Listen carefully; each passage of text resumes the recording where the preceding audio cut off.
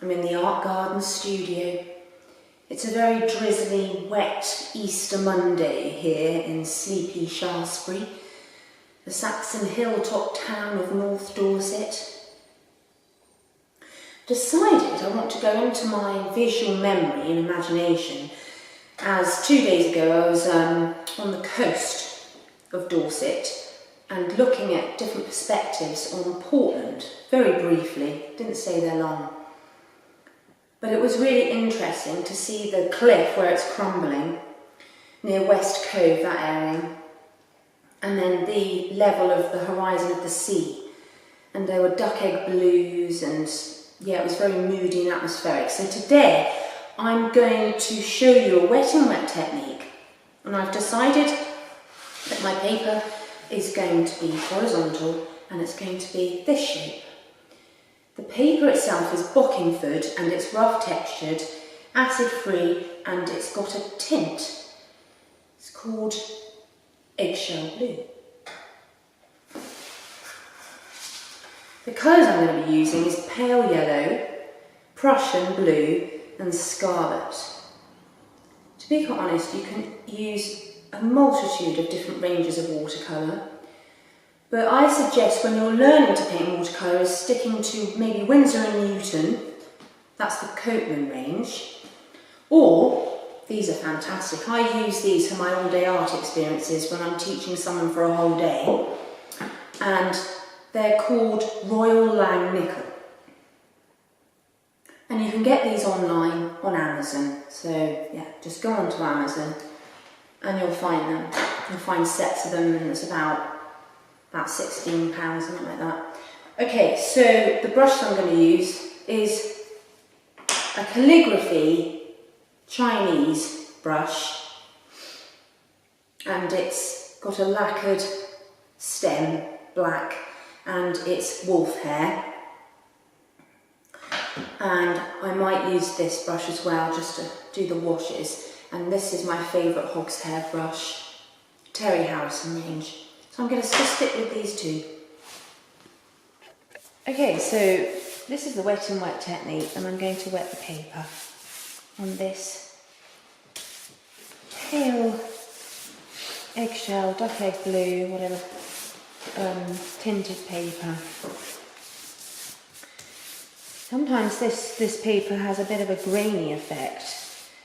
Again, it depends what types of pigment that you use can pick up on that. Now, I don't confine my paper to a board or stick it down. I like to be able to hold it and just do things with it and be very expressive. But if you do like using boards and taping things down and everything, yeah, you can still create wet and wet exactly the same. So I'm going to go into my visual memory and try and remember this lovely scene that I saw 2 days ago on the Dorset coast. So I've given it a tint of yellow. Okay, and I'm going to keep it quite pale. It was a very muted, sort of overcast day, but the blues really stood out on the horizon. So I'm going to do the backwashes. This is the first colour, the pale yellow. And then I'm going to show you how you can then incorporate a cliff tumbling down. And so everything else, the horizon of the sea, the sky, is going to be done first. That's really important, and I'm just going to talk you through it. The colours of the sky are going to be similar to the sea.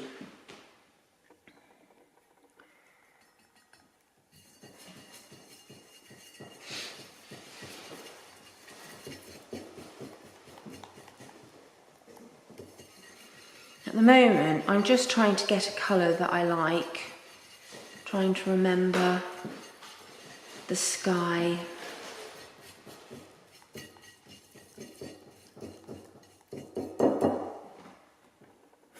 Okay, so I'm going to skim because it was just overcast. It wasn't clouds or anything like that. There was a little bit of light coming through. So again, just sweep your brush and just gently coat that paper bit by bit. When you actually then get to the horizon line of the sea, we're going to go a little bit more greeny blue. Again, actually not too much colour on your brush. I'm going to get a little paler down there. I might bring a little bit across there again. Okay, so it's all about just sweeping over this very pale wash. Now here we go. I think my horizon line is going to be somewhere here. I'm going to put a little bit of that yellow, pale yellow, into my Prussian blue. I made it a little bit stronger as well. But it's almost like the sky, and the tones of the sky and the sea are quite similar. Here we go. Right, so I might bring it up a little bit more. There we go. It's all about brushing, there. I leave a little bit of that light there. And then the cliff itself is going to be tumbling, obviously, above the horizon of the sea. So it's always important to get your sky created first and your sea. And I'm just going to get that brush and just flick that out just slightly.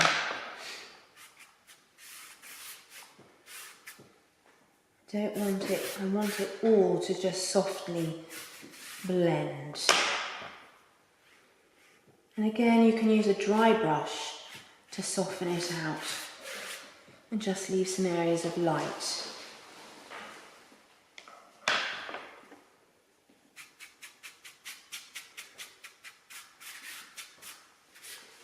Just bringing that down there for now. Okay, bring it all the way down.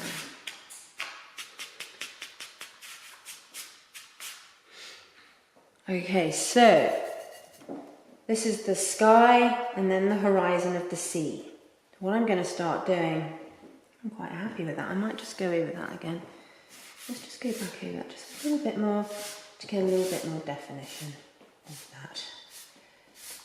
Bring it up slightly there. Sometimes when you're working flat, it's quite hard to get it totally level. But you just keep swishing backwards and forwards while it's wet. And it's very important just to keep that light on the top. It looks like it's working okay there. But that's the hardest thing with watercolour. You can never tell until it's totally dried.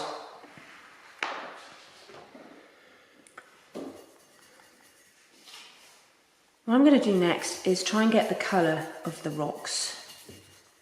But the rocks itself on this day, everything seemed to be the same colour, except for there was this lovely bracken. I think it was the blackthorn or something like that coming up here, all spiky, sort of in this area. So I'm going to bring that into it as well. I'm going to put a little bit of scarlet in there to make it a bit more grey. Maybe a little bit of that. There.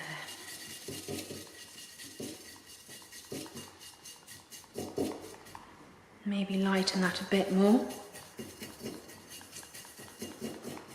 You can create so many different shades of grey.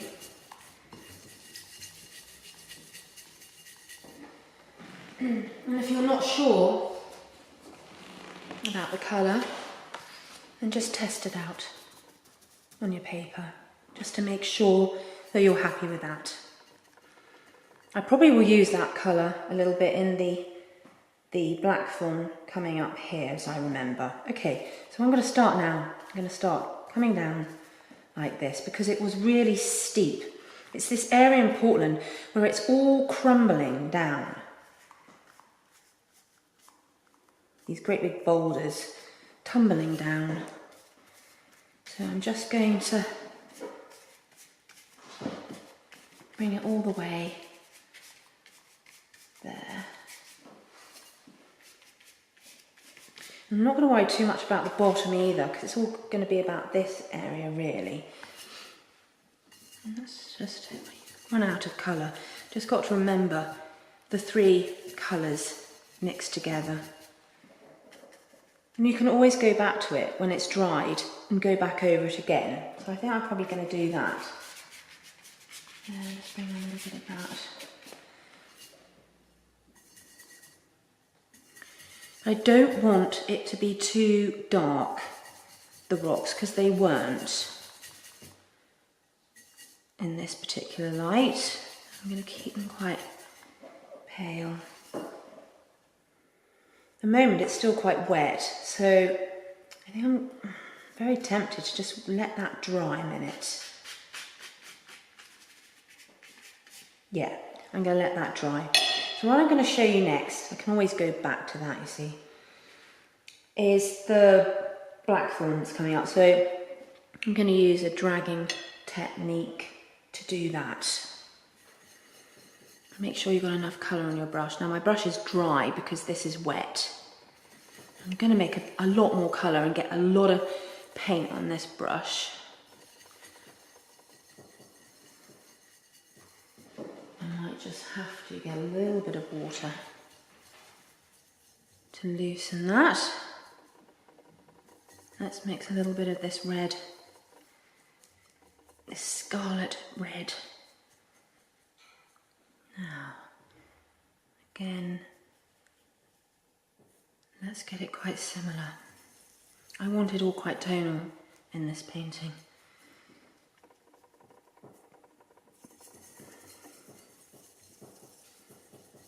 And if you want a warmer grey, then remember you just use a little bit more yellow. And if it looks a bit greeny grey, it'll be fine when you actually apply it onto the paper. There. I'm just going to put that on and just see what that looks like. Okay, so we had this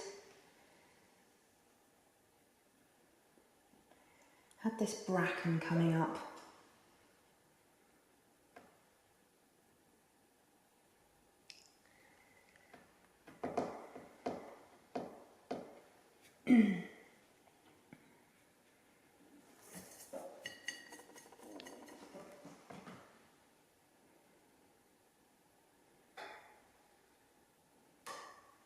You could do all sorts of things. You could do sea grasses if you wanted to, but there was these very sort of almost tree-like, sort of scrubby looking plants or shrubs, or that's what I remember. Maybe it's quite wet, so I'm going to have to get my colour a bit stronger. Keep mixing into the same colour.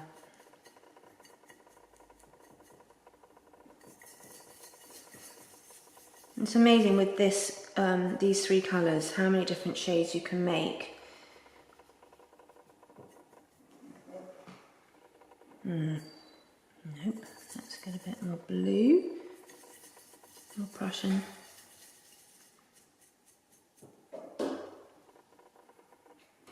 It's really nice sometimes to just sort of play around with your colours before you actually put it on the paper. And you can do that when you're in a studio. You can take your time.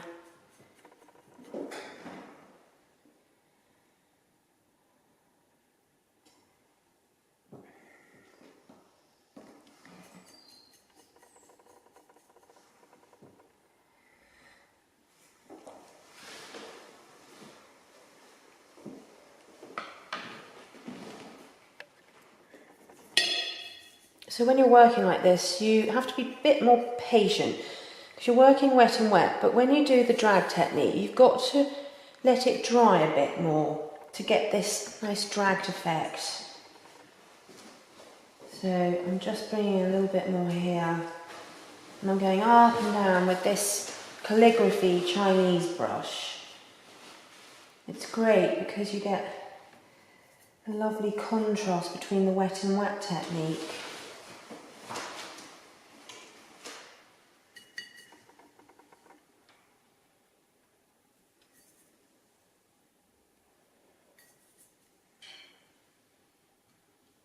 Yeah, it's starting to dry now.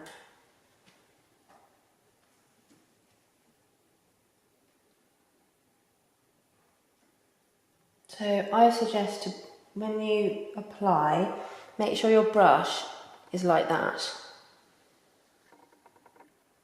So all the hair, the wolf's hair is separated.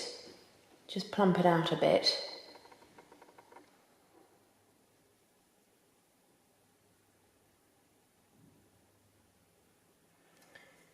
And again, be quite tactile in how you actually use the brush.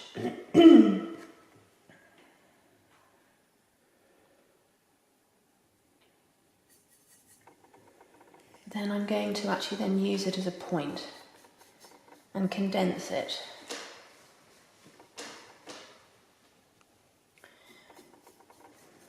The hardest thing is always doing the stems or the trunk, isn't it? Excuse me. There, I'm just going to always go from the base and bring it up like that. That's really important.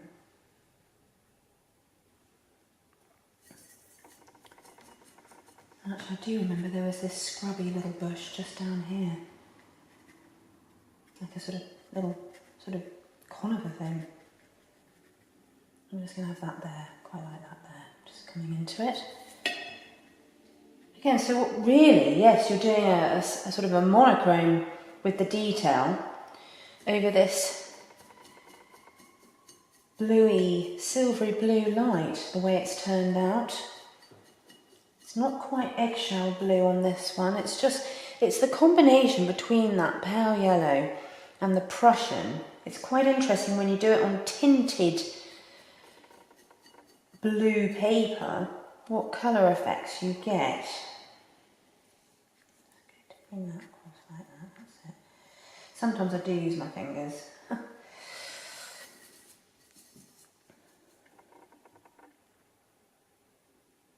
So you can be very expressive with this bit, with the dragging technique.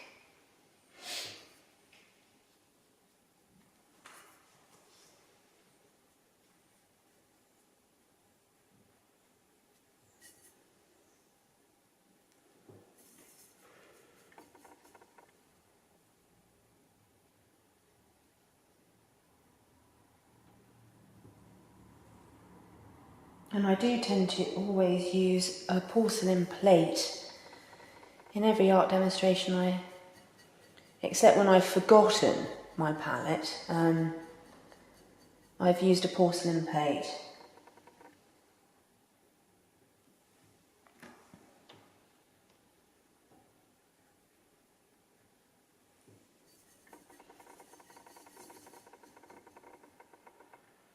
I think it's sometimes really nice to have the contrast of the wateriness and then the fauna is all dry and scratchy.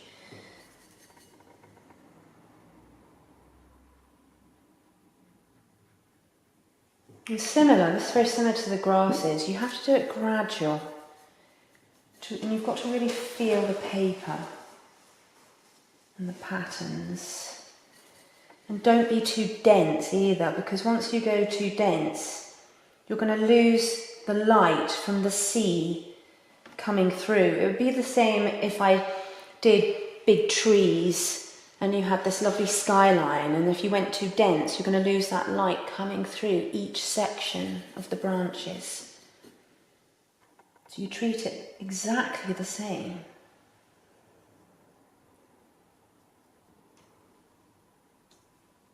Again, because it's gone so dry, I love that, because then you can get this lovely sort of feathering effect and it looks all fuzzy.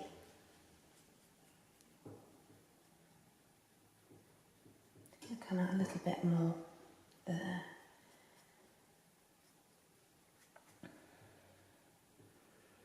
Still needs something going on here, it needs to be filled in a little bit more.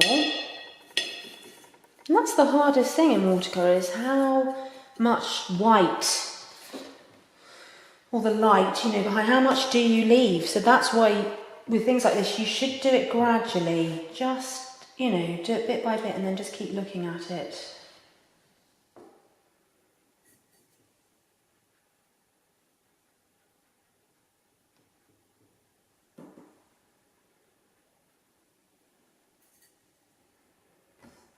I'm almost tempted. Yeah, you could go quite dense all the way along.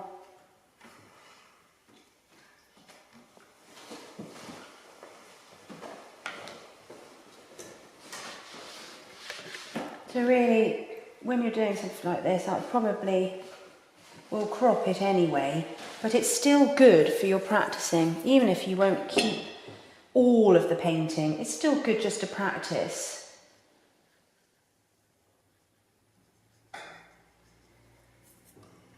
I'm now just going to condense a little bit of my brush. There, that's it. Right.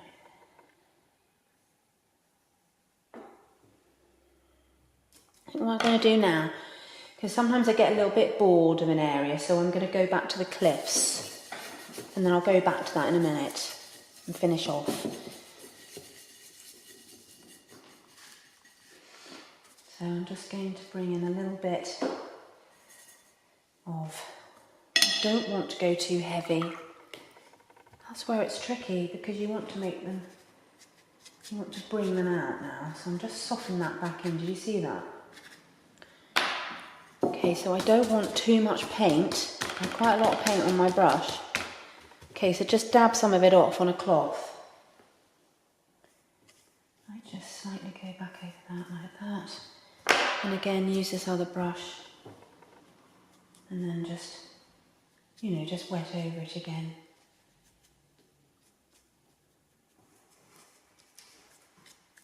They weren't really jaggedy rocks. They're sort of like a tumbling cliff. Which is lovely really, because it's all chalk and sandstone mixture. And then marble apparently, and all sorts of amazing minerals on Portland.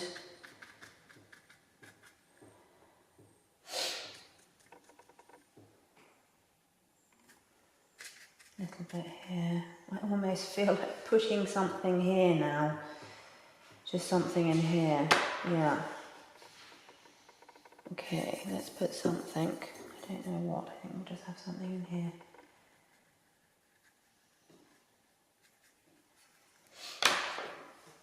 Yeah, you've just got to play around with what you're doing, with your colours.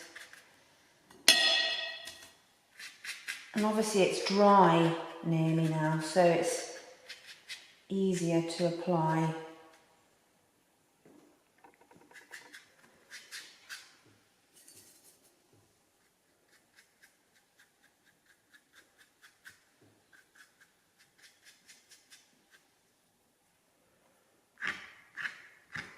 Sometimes I use my nails to scrape, if you've got nails.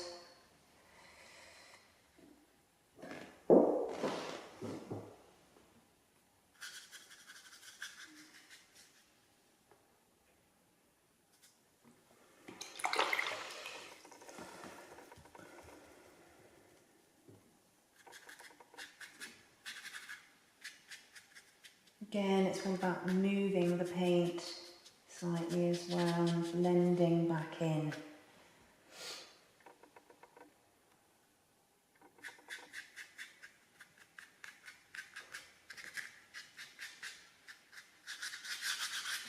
Maybe I'll go about that bit. No. Right. Let's go back to that bit.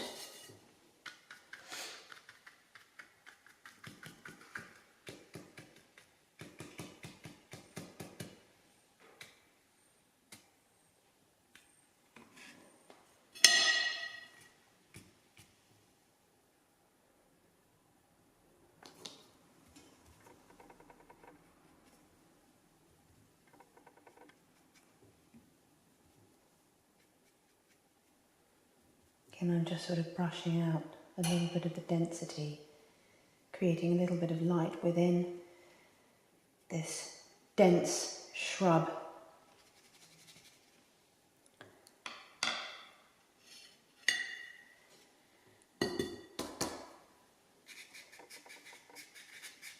Nope, that's not the one. So I'm going to go back to this with my dragging technique and just fill in So really, when you're doing the sky and the sea, and it's on a very sort of, you've just got these lovely tones, and there's not too much movement in the sea, it's very calm and tranquil. You don't want to fuss with it at all. You know, you've just got to do it quite instantly and quick, as you could see. So the bit that takes obviously the longest, and it's still a very quick exercise, is this bit here. This is the bit that you have to really work at to make it interesting.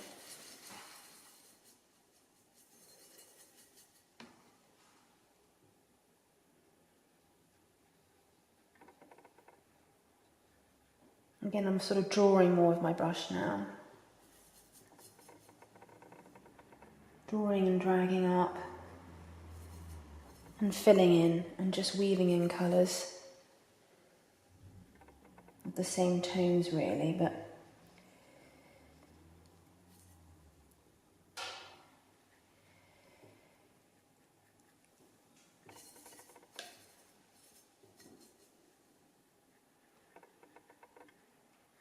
this is a really good exercise for when you have got that energy again. You need the energy to do it. But also if you want to do something quite spontaneous and don't want to do too much detail, you don't have to do so much of all of this.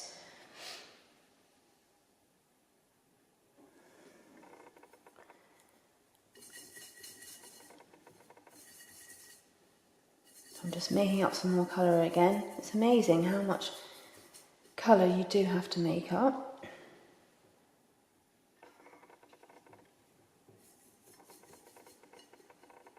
So again, the colour, the consistency of the paint, I mean, is quite watery, but not too watery.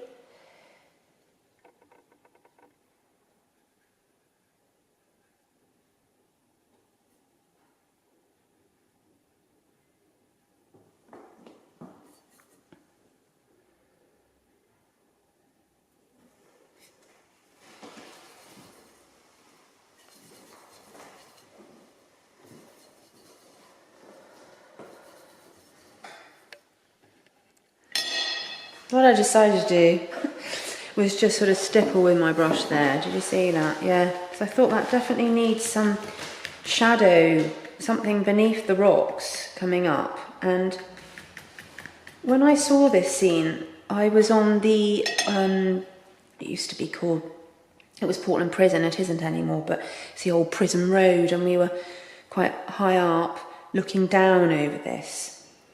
And all you could see was the cliff, a little bit of the cliff, but it was this amazing, lovely atmospheric horizon out to sea, and then these lovely dried, you know, these lovely sort of bare, stark trees. Right, I'm just going to do this. Put a little bit of that in. Just there.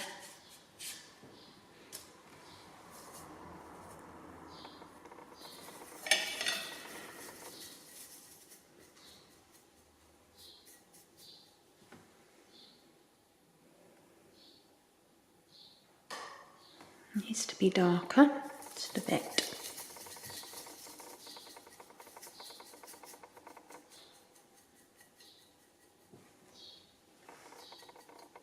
And again, yeah, mix with the actual brush you're going to use, because then you're going to get lots of paint on your brush. It'll be absorbed into it.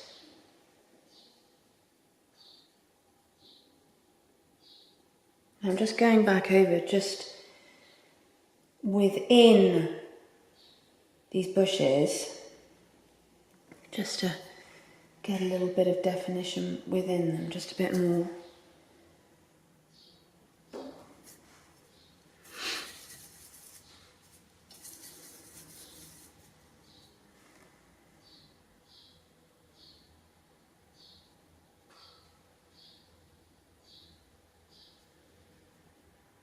I'm kind of brushing up because I want to bring out a little bit of the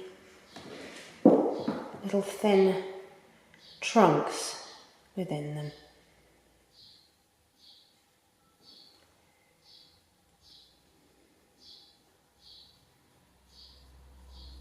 Again, tiny bit more. Connect a little bit more.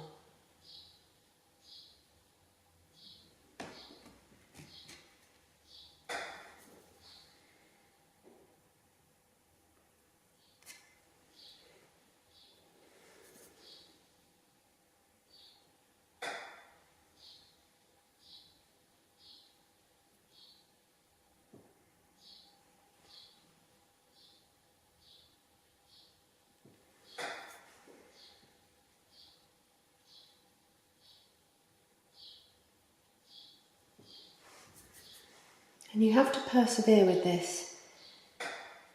And then all of a sudden, it naturally starts to organically take shape without it being too stylized, like more natural.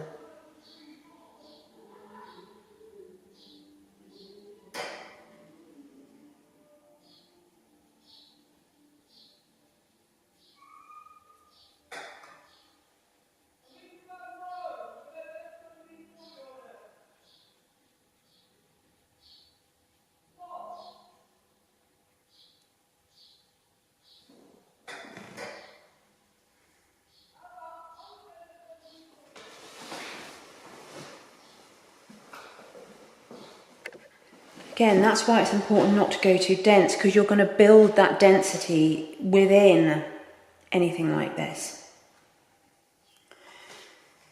And it's having that vision and understanding what you're doing, believing in what you're doing, and keeping focused and feeling your work. It's not just painting and applying. It goes more further than that, deeper than that.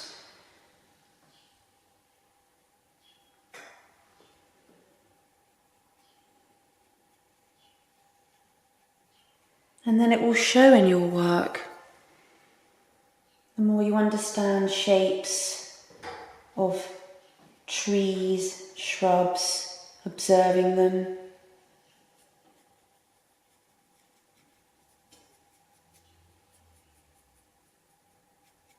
taking in their form.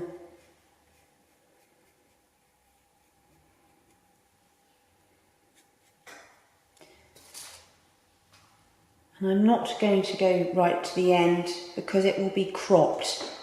Probably here, actually. I probably don't need that bit there. I'm going to probably crop it there. I'm just going to finish this anyway, even though I don't know if I'm going to put this bit into it. And when you put a mount around any painting, particularly a watercolour, it does look very different. It really makes more sense then. So it's always good to have a mount, and I'm going to show you with a mount around it in a minute.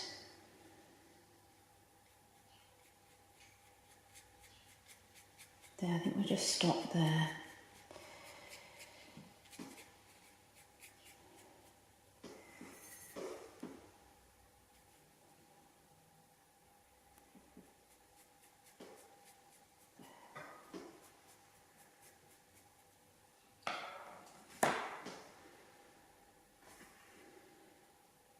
I'm now just having a look at this area here, and I'm thinking, do I need to bring that out a little bit more?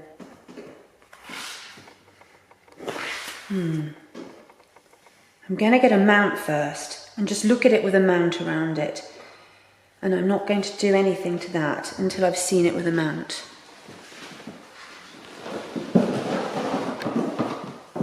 Hi, I've now completed my wet and wet art demonstration in the Art Garden studio. I'm really pleased with what I've done today, and I'm not there in front of the scene that I saw 2 days ago, but I remember it so clearly. And yes, I did take some pictures of it, so I've got that to keep referring to. And if I had more time, I would have done a sketch. But at the end of the day, if you feel wherever you've been and you particularly love Nothing too complicated, a very simple composition scene of the sea, the sky, a little bit of cliff, a bit of shrub area. It's perfect, this is perfect, this technique, that kind of thing. So you've got this atmospheric, calm, tranquil blue light, and then you have the detail in monochrome, the cliffs going over that background and the shrubs. So I hope you can understand what I've done today, and I hope it's inspired you to have a go at a seascape like this. Bye for now.